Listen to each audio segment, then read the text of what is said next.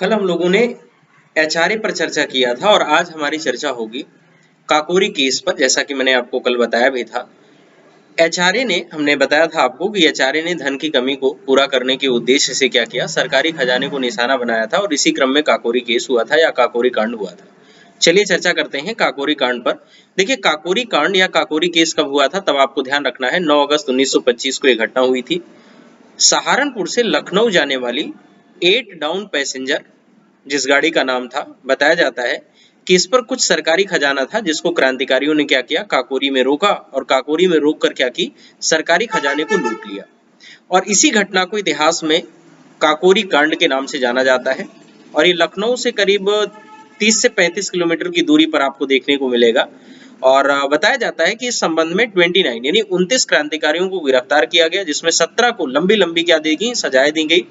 4 को आजीवन कारावास की सजा दी गई थी और 4 लोगों को फांसी की सजा दी गई थी। फांसी की सजा पाने वाले में अशफाक उल्ला खां, यानी अशफाक उल्ला खां को फैजाबाद में फांसी की सजा दी गई थी। रोशन सिंह को इलाहाबाद के नैनी में फांसी की सजा दी गई थी। राजेंद्र लाहड़ी को गोंडा में फांसी की सजा दी गई थी। इसके अलावा राम प्रसाद बिस्मिल को गोरखपुर में क्या दी गई थी, फांसी की सजा दी गई थी। और साथ ही साथ ये कहा जाता है कि इसी के बाद एचआरए पर क्या लगा दिया, इसी के बाद एचआरए पर प्रतिबंध लगा दिया गया।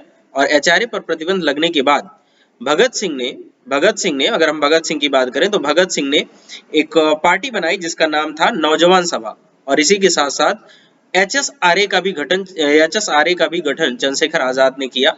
और आगे हम लोग एचएसआरए पर चर्चा करेंगे। और हमने ये भी आपको बताया था एचआरए के एकमात्र सदस्य चंद्रशेखर आजाद थे, जो पुलिस की गिरफ्त में नहीं आते हैं। और बाद में मैंने आपको बताया था इलाहाबाद के अल्फ्रेड पार्क में पुलिस मुठभेड़ में क्या किए जाते हैं, मार दिए जाते हैं।